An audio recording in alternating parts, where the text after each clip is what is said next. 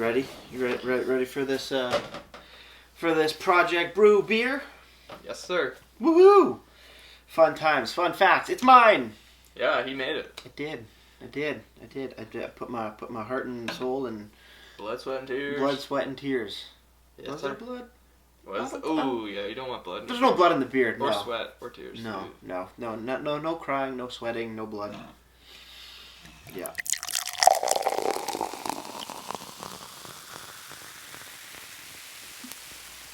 Beer. Hello everybody, welcome back to me, Brewski, from the Brewski review. Today, in the Niagara College Project Brew Brewtopia pack, we're looking at my beer, End of the Beginning Saison. And I have Andre here to try it with me. Yeah. Obviously, we've had a lot of this beer. There's only one can left after these two are done. Yes. The end of the beginning. This is just the end of the end of the beer. Because I bought it all. After the Project Brew pack, I just bought it all, and I'm just like, no one else gets it but me. So what inspired the name behind the beer, the end of the beginning? Is it kind of like a snake's head biting its own tail kind of thing? Or... No, we'll get to that, but let's crack it. Let's pour it in our glasses first, and then I'll give you the story behind the name. Oh, yeah.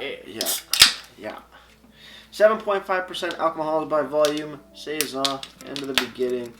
I don't know what the fuck happened there with Andre's beer, but it's just how I open beers. Fair enough. These days. A very heady beer, this particular can. Quite heady indeed. Holy shit, a lot of carbonation off that. Is that what you were going for? It seemed to have developed a large amount of head after a while. So it just kind of happened. Just kind of happens now. Which is, I mean, that's fine by me, but it's, wow. Yeah, that's a pretty aggressive head. On the nose, though, pretty big nose even through all this head. Typical notes of what you find in a Saison: barnyard, white grape, a little bit of white wine acidity. There's a touch of fruitiness in it as well on the nose. It's so barnyardy. Very barnyardy, yeah. Quite aggressive. It tastes like one of those Western themed bars. Really? Or like an actual saloon. If you've ever been to one, I've been to an actual saloon. I have not been to an actual saloon. This is kind of what it smells like. True. Like the saloon of the beer. The saloon itself. True. Yeah, no, makes sense. The head bubbles are very, very small and tight together, which is really cool. It has a really nice looking head to it. Really? Just very looks frothy. Just look like normal bubbles to me. I don't know. This looks like a classic beer. This is the stuff that you see in advertisements. I got dust in my beer. Everything from the hue to like the head ratio. Yeah. This looks like something like a product on TV. Yeah, where they use dish soap to get the head. Yeah, but this is not dish soap. This is real beer head. Why don't they just take Nikolai's beers and put them on camera? This is actually the main selling point. Exactly. This is like a perfect camera beer. Yeah, because not only you don't have to waste soap, you get to drink the thing after you're done shooting. Yes. There's so much carbonation in this. Can I get through all this head? Did you just do a bad pour? Oh. I can. Damn, that was good. Stick your finger in it. Why does that make it go down? I forget. Doesn't it? No, just do it. Sticking my finger in my beer. Nice. Get a bubbly finger. As you can see, it makes a hole, kind of, little divot. Yeah, a little bit of a divot. Show it on camera. You get a little. It's hard to show. You're gonna spill it. I know. Here, look, the spill. Yeah. Cheers. Cheers, Roonies. Cheers, everybody. Let's keep on drinking. And cheers to me.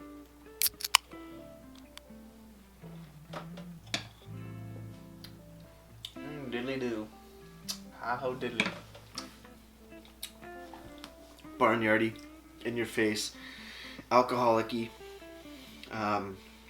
Boozer? Yep. Peppery. White wine acidity. Yeah. Yeah. Oh, it's so white winey. That's Yeah. a super white wine. Mm-hmm. That's like what I was trying to say. I was trying to say bitter, but I didn't want it to be like basic. Yeah. No, for sure, for sure. Sometimes it's hard trying to figure out what the actual flavor is, or of that like taste.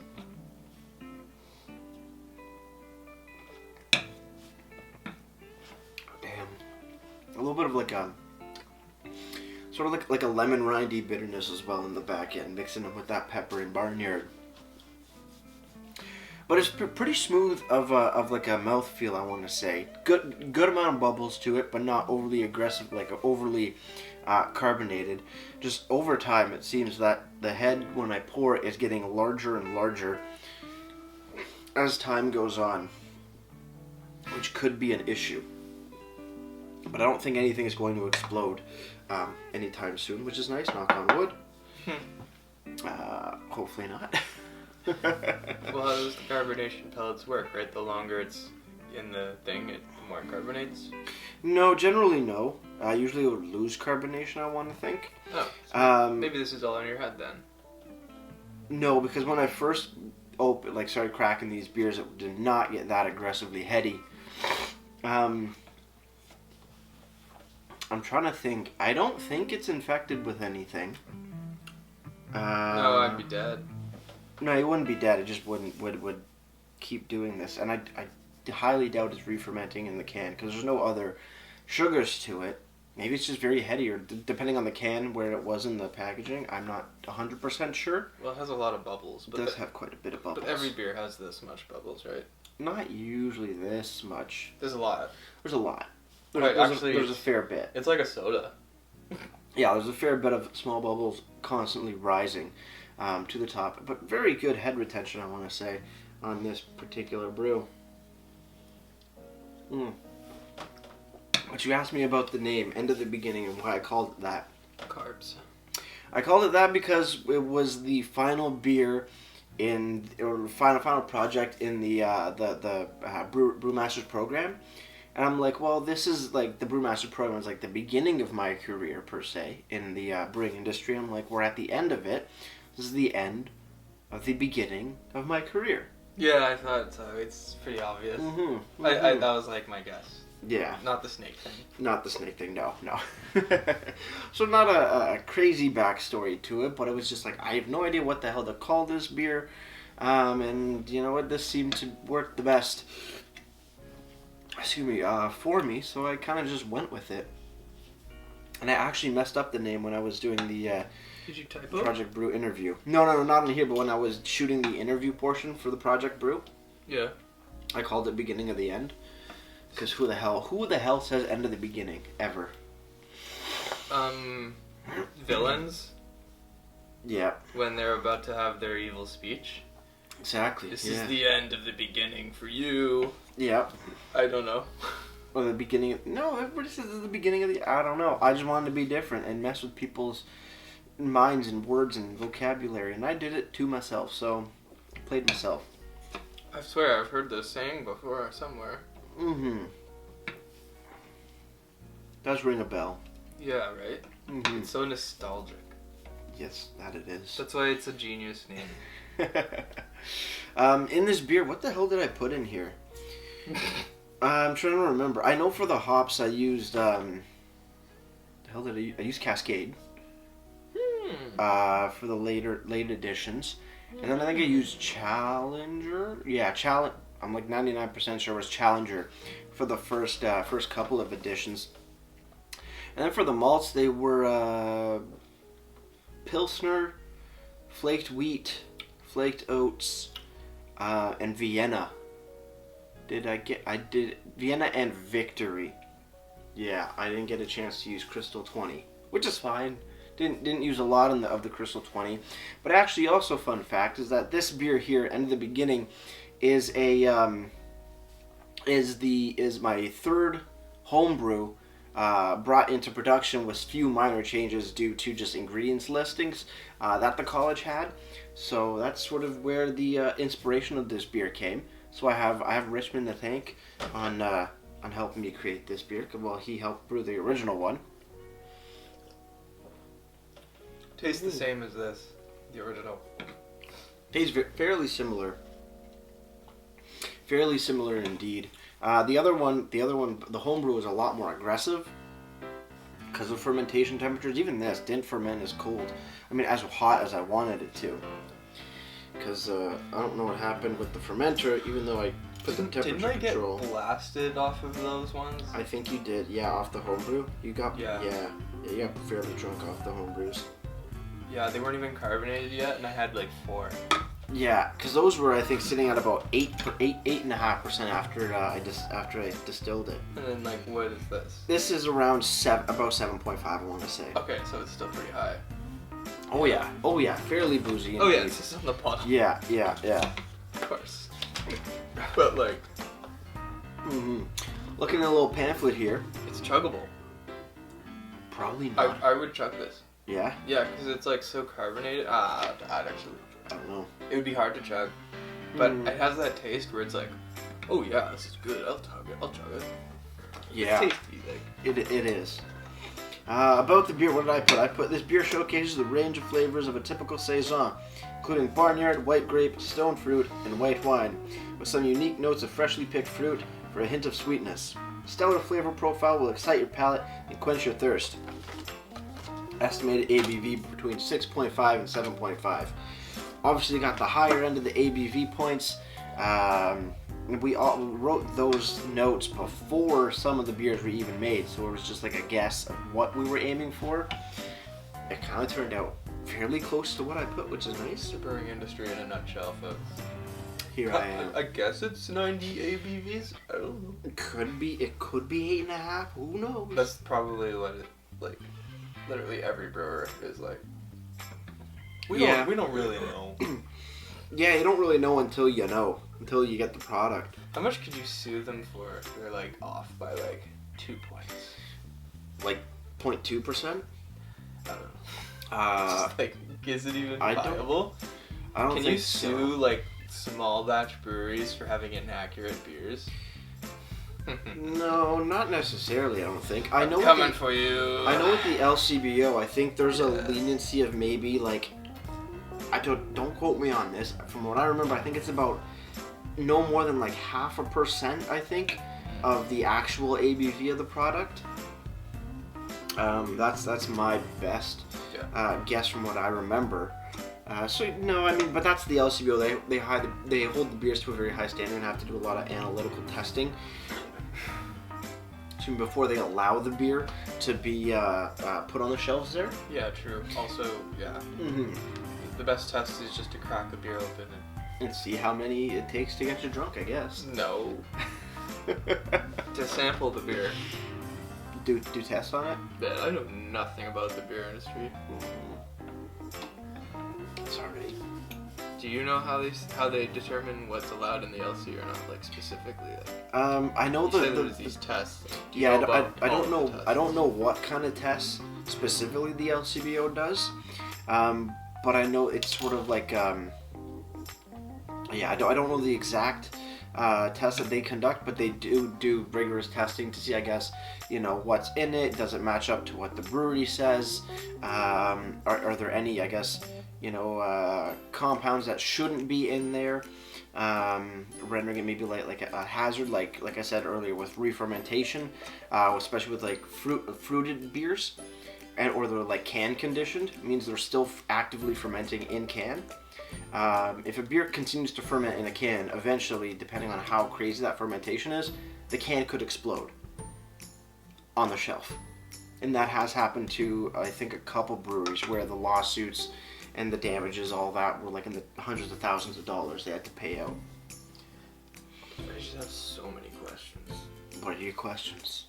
I'll try to answer. Like, do they send an LCBO guy to the brewery to like test the beer, or do they have like files that the brewers have to send to the LCBO?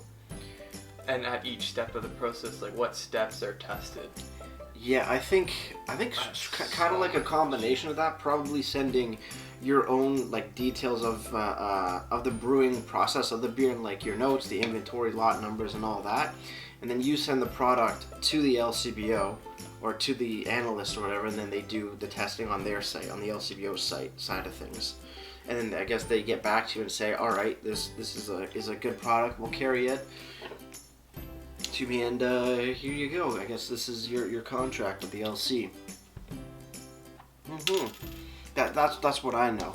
Again, I don't remember a ton off the top of my head, but it costs money to put your beers in the LCBO, and yeah, they gotta pass tests. I don't know how difficult it is, how difficult like those tests are, what the leniencies are. You just send the product to them. Rough knowledge of what I know. Yeah, you sort of apply to get a product listed with the LCBO, and then they do the testing on it, and they give it, I guess. So they don't test your methods. They don't like come in your house and be like. I don't think they come into your brewery and like, I guess, critique you on your process. I guess or whatever. That would be like borderline communism. But still. I mean, it's good practice, yeah, but at the end of the day, if the beer is made and it doesn't, I guess, hold up to different standards, they're not gonna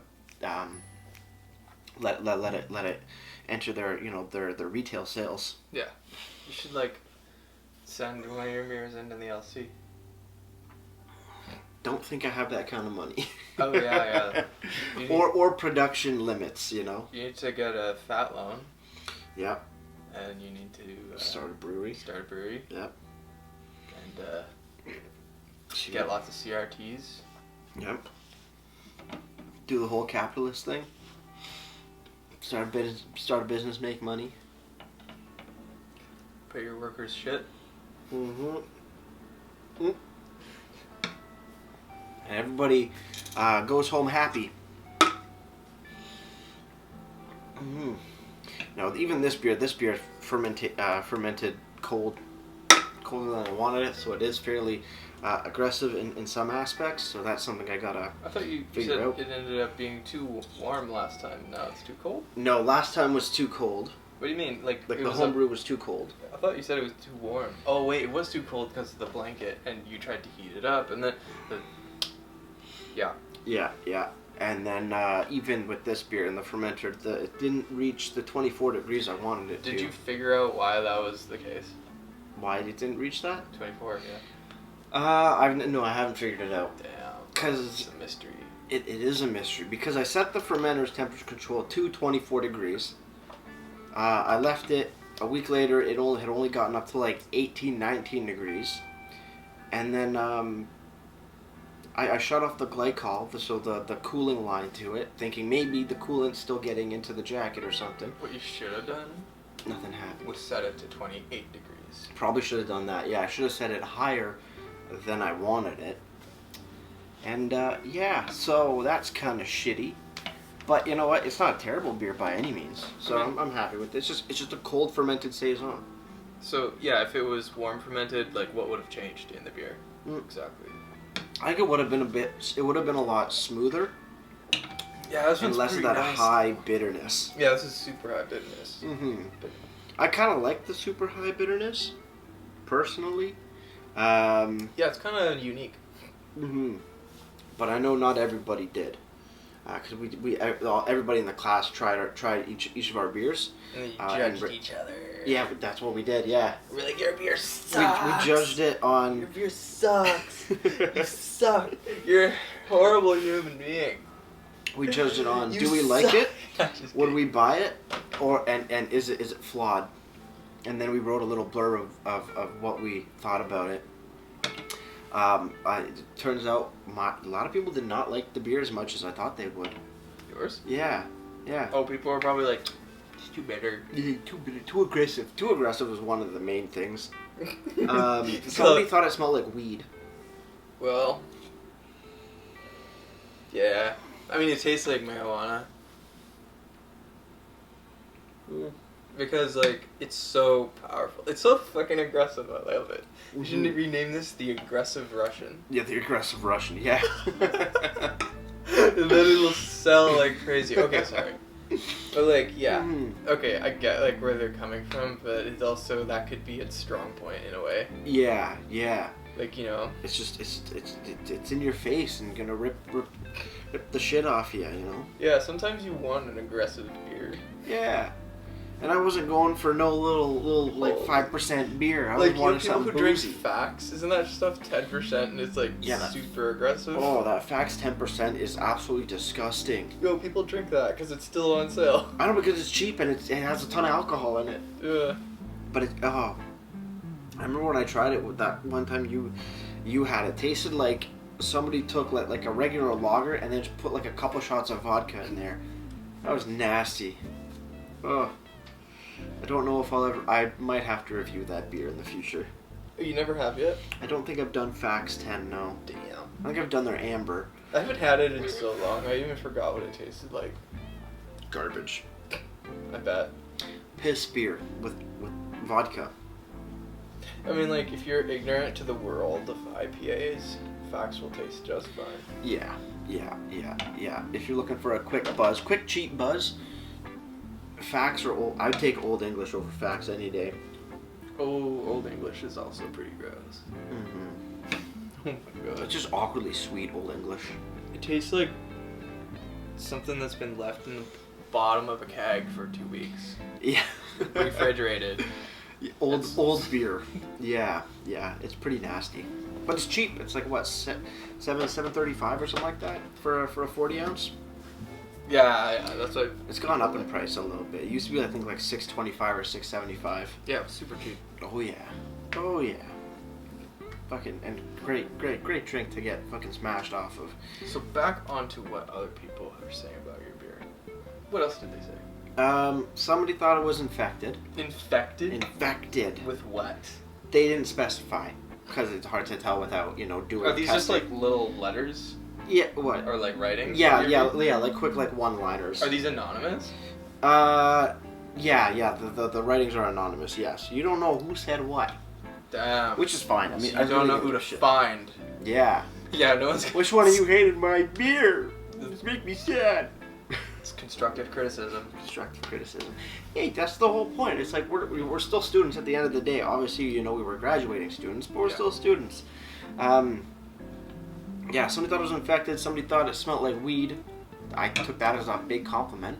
I can appreciate a weed-smelling beer. Yeah, a few people just thought it was just generally too strong, a little phenolic, or too alcohol-y, just like in-your-face aggressive bitterness. Yeah.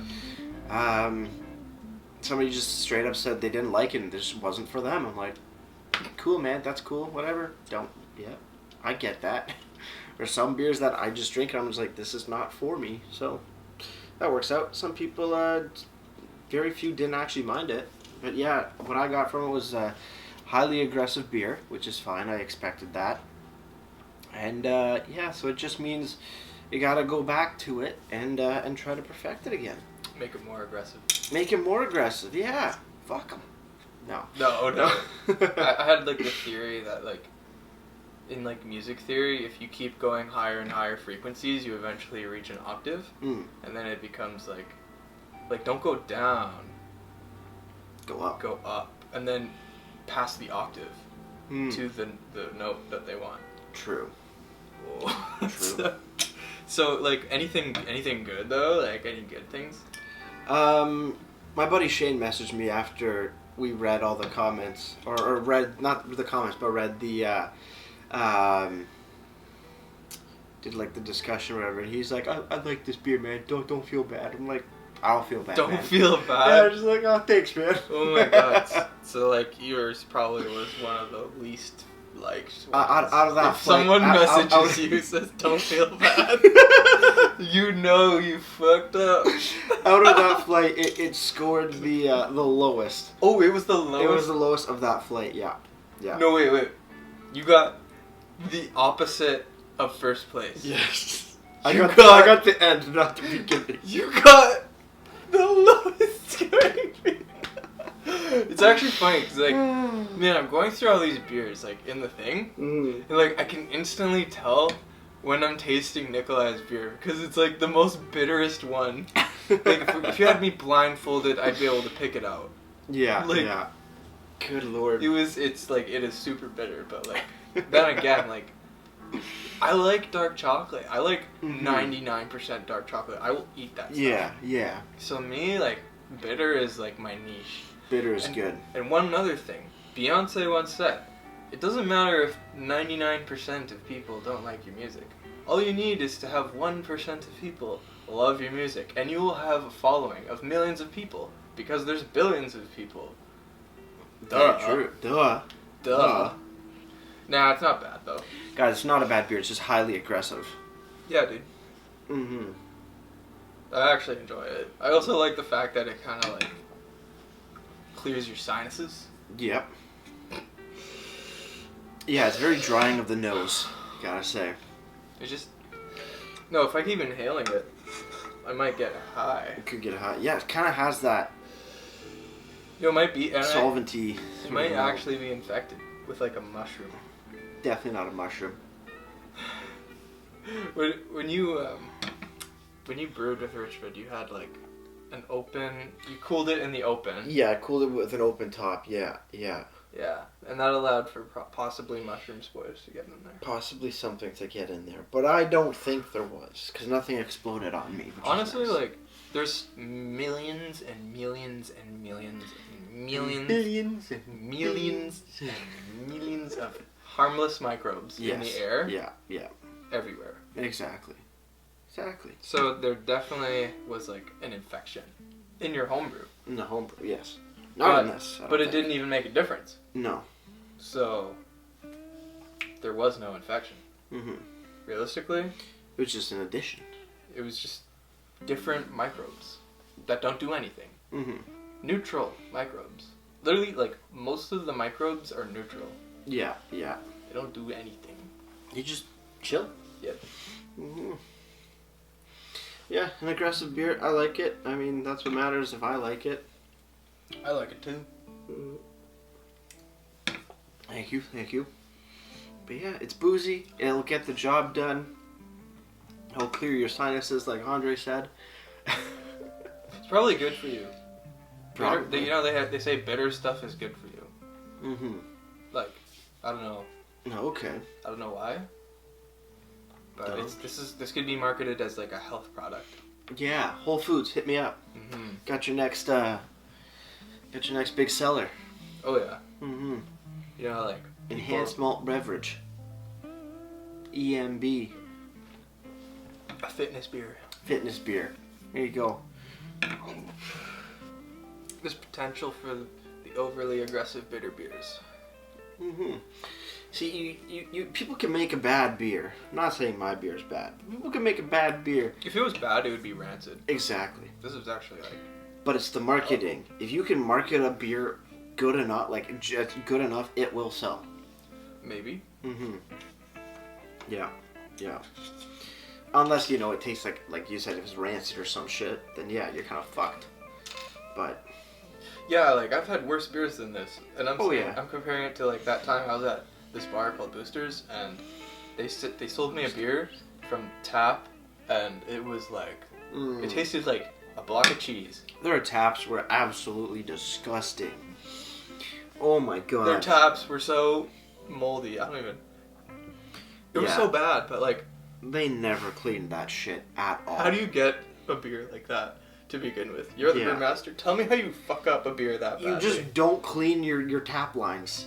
Oh, that's it? You don't clean your draft lines, yeah. How do you even clean your draft line? Okay, like, they probably didn't know how to clean their draft lines. They could have probably hired you. You would have fixed them. I've never, we were That's never why they went out of business. Exactly. But no, you can, like, I think it was first semester.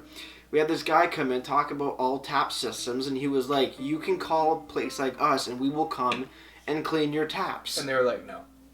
And they just never did it. Yeah, I remember though, right? one time I got to Boosters, and I go up to this guy, he's drinking a Sapporo. I'm just like, fuck it, you know what, let me see how the taps are. So I asked the guy, dude, what are you drinking? He's like, I'm drinking Sapporo. I'm like, how's it taste? He looks at me, one eye kind of closed. He's just like, it's fucking amazing. I'm like, perfect. This guy drinks Sapporo and nothing but Sapporo. He's got to know what it tastes like. Seen him in here tons of times.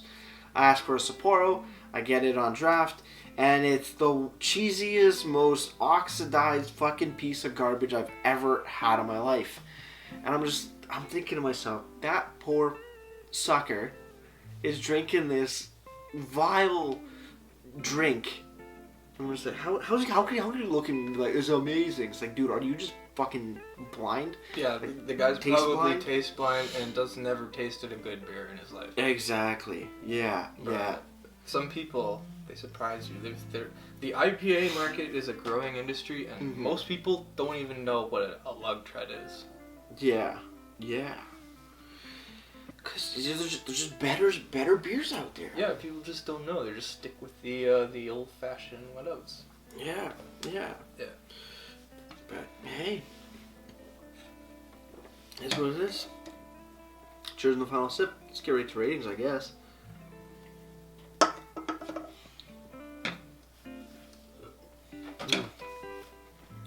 It's good. I like that peppery kick. I don't taste peppers. It's spicy. Actually, it is. No, not peppers spicy. as in like green peppers, like peppers as in like black peppers. Salt and pepper? Kinda, but minus the salt.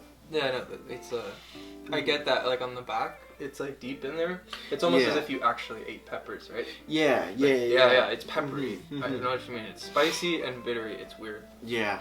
What a strange brew. It is. Yeah. Strange brew, eh? A little bit of fruity sweetness to it. I enjoyed it quite a bit. Yeah, I like it a lot. I actually like this beer. What are you giving it out of 10? Oh, this is like the most bitterest beer I think I've ever had. Therefore, it is the best beer I've ever had. I would give this one a 10. Take that. Thank you. For me, definitely not a 10 for me. I'm putting it at like an 8.1 because I enjoy it. There's a lot of bias there, but it is fairly aggressive. That's where I'm putting it at. Yeah, actually, I think it could be more aggressive. So I'm gonna make it a 9 point. Nah, just keep it at 10. Okay. Well, I'm just kidding. Thanks for joining, man. Yeah, no. If you could actually make it more aggressive, like, I'd actually try up it. the booze. Like, yeah, like why not like go for like the most aggressive possible? This is like the most aggressive. I like it. I like the fact that it's aggressive. We could try it boozier. It matches my personality. True. Yeah, we could try boozier Saison at home. I'm down. Yeah, we'll do some home brews. Exactly. Gotta start that again. Yeah, we gotta get more stock. More stock. More beer stock. Yeah, I indeed. gotta fire up the old Windows XP machine. Yeah. Order some new stock on the Windows XPs. Yep. Best OS ever. Best. Let's leave that there. Well, thanks for joining me for the beer. Thank you for your input. Appreciate it. Thank you for having me, dude. No problem. Before we leave you guys, if you have any comments, questions, or beers on review in the future, you can leave all that information down in the comment box below. If you want to go ahead and like this video or subscribe to me, Mate Brewski, they'd greatly appreciate it as well. Go check out Andrew's SoundCloud. Down links in the description below. And with all that said, that's gonna do it for me, Mate Brewski. Like I always say, crack a beer and enjoy. Cheers.